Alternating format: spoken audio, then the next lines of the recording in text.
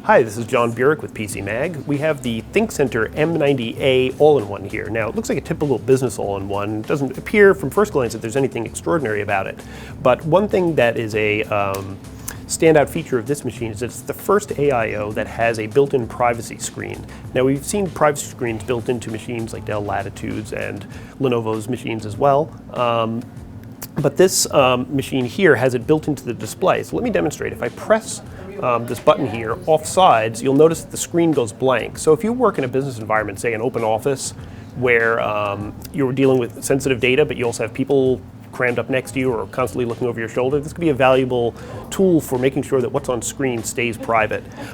Apart from that, it's a pretty typical AIO, although it's very sleek. You'll notice that you can't see the cabling running down the back. It's all contained within the neck. It uses Intel 10th Gen Core processors.